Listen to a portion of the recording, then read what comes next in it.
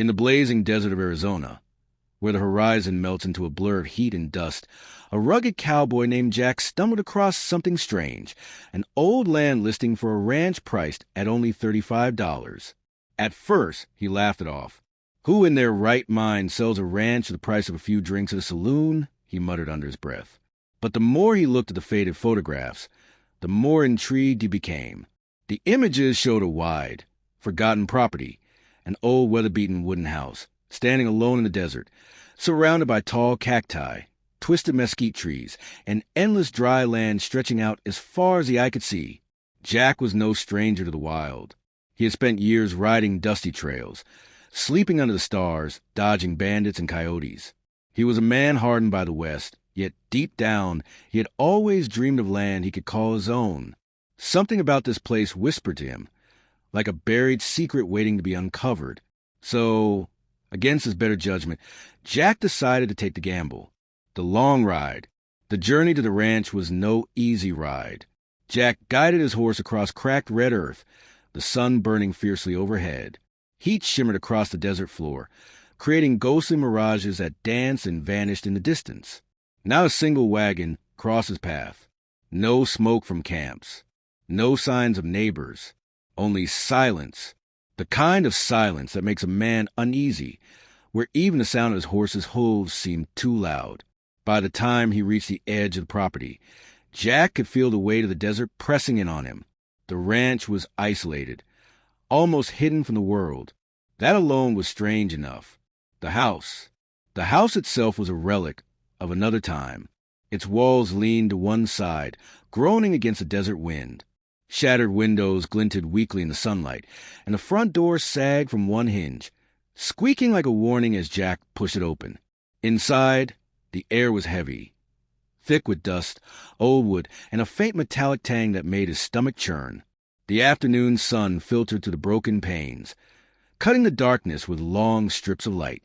Each creak of the wooden floor echoed too loudly, as though the house were holding its breath. Jack had expected emptiness, maybe a few broken chairs, or a rusty lantern left behind. But what he saw made his heart slam against his chest. The discovery. In the middle of the main room, hanging from ropes, were 3 young Apache girls.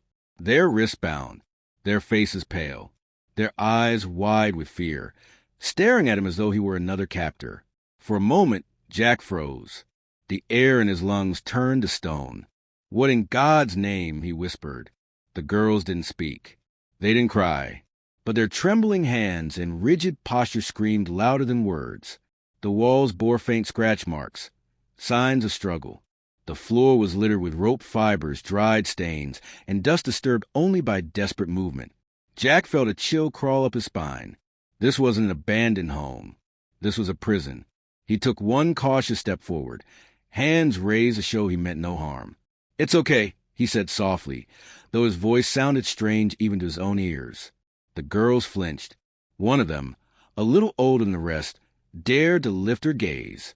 Her dark eyes locked on Jack's weathered face, searching desperately, trying to decide if he was friend or foe. Jack's pulse hammered. The truth was sinking in. This ranch, this so-called bargain, wasn't just land. It was a dark secret, hidden away in the desert, and he had stumbled right into the middle of it. Jack's breath caught in his throat. The 3 girls didn't move, didn't speak.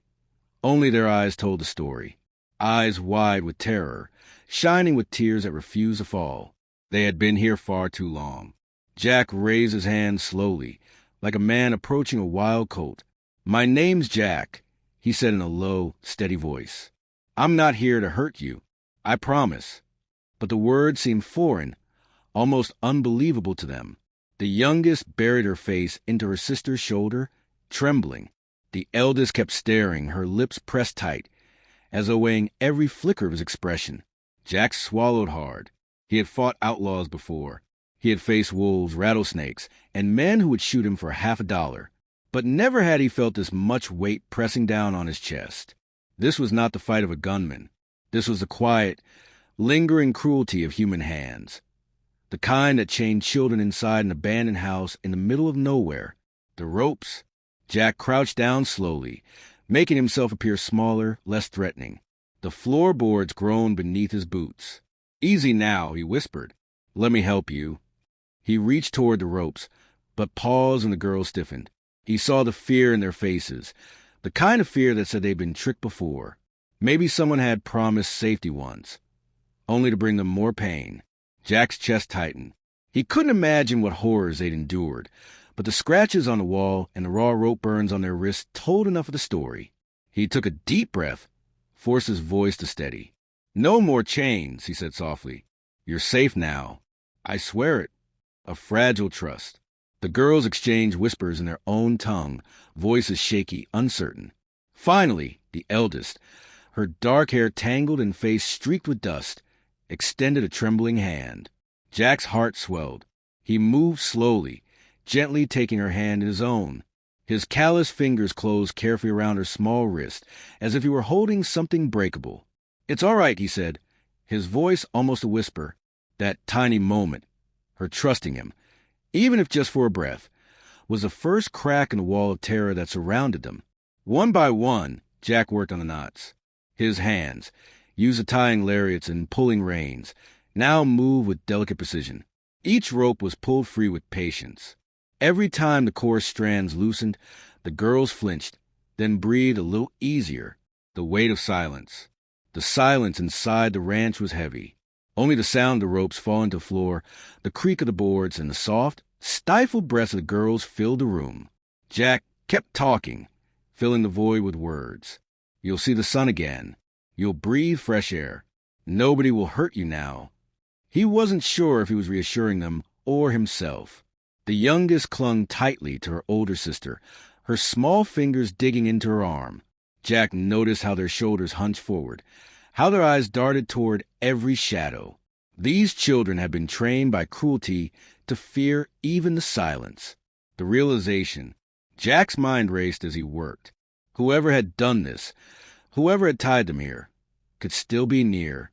Maybe they'd gone for supplies. Maybe they'd return at any moment. The thought chilled him. He knew he had to move quickly, but not so fast that he'd break the fragile trust the girls had given him. He loosened another knot, speaking softly. "You're strong. You held on. Just a little longer." At last, one girl's hand slipped free. She let out a trembling breath, rubbing her raw wrists, then clutched her sister again. Jack saw the faintest glimmer in her eyes. Not relief, not yet, but the first flicker of hope, the promise. Jack leaned closer, his voice steady, low, and certain. "I'll get you out of here. All of you, whatever evil brought you to this place." Ensignite. The girls stared at him, their fears still sharp, but their trembling had slowed. The eldest gave a single, small nod. It was enough. Jack knew the battle wasn't over. The desert outside was merciless, and danger might still lurk beyond the walls. But in that moment, inside the shadow of that broken ranch house, something shifted. 3 captives had begun to believe in freedom again, and Jack had made a vow he could not break. The last rope slipped loose and dropped to the floor with a dull thud. The 3 Apache girls huddled together instantly, clinging to one another like frightened birds. Their eyes darted toward Jack, then toward the door, then back again, as if freedom itself was too terrifying to believe in. Jack stayed crouched low, keeping his voice gentle. "It's all right. You're not prisoners anymore. Follow me." For a long, tense moment, none of them moved. Months, maybe years, of captivity had taught them to distrust every sound, every promise. The world outside that door was unknown. Finally, the eldest, clutching her sisters tightly, gave the smallest nod. Together, step by step, they shuffled forward, into the sunlight. Jack eased the broken door open. It squeaked loudly, like a warning cry in the silence. He froze, scanning the desert outside.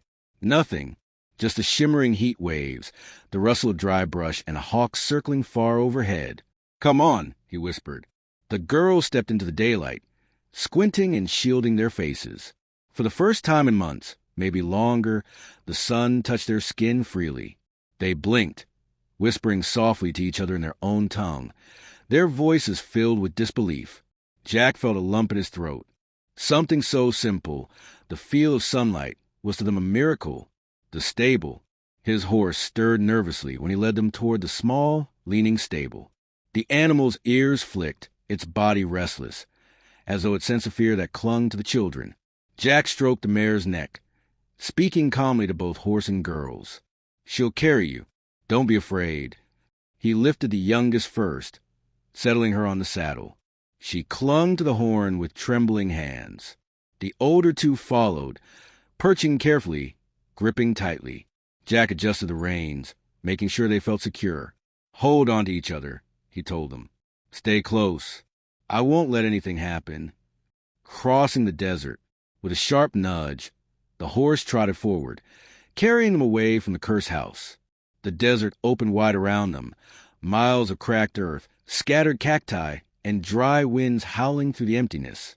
The girls looked around with wide eyes, whispering softly. To them, the world outside must have felt like another prison at first, endless and merciless. But Jack kept talking, trying to turn their fear into wonder. "See that hawk," he pointed. "Means there's water somewhere near. And at night, the stars will light up the whole sky." The youngest stared at him, then followed his gaze upward, her grip still tight, but her eyes softening with curiosity. The chase of fear. Every hoofbeat echoed like thunder in Jack's chest. He couldn't shake the thought, what if the ones who did this return? What if they're watching right now?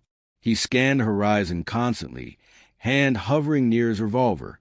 The desert was vast, but it didn't always keep secrets.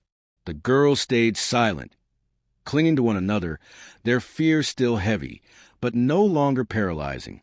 They were moving forward. That was what mattered, a new beginning. As the sun began its slow descent, painting the horizon in streaks of red and gold, the distant outline of a small frontier town appeared. The girls gasped softly. Their eyes widened at the sight of wooden buildings, faint smoke from chimneys, and the distant sounds of life. Voices, wagons, the bark of a dog. Civilization. Safety. Jack slowed the horse, turning back to look at them. Their faces, still etched with fear, now held something else too, a fragile spark of hope. "You're almost there," he said quietly. "Almost free." The girls clutched one another tighter, whispering prayers in soft voices. Jack faced forward again, determination hardening in his chest. The $35 ranch had given him more than land. It had given him a mission, and this was only the beginning.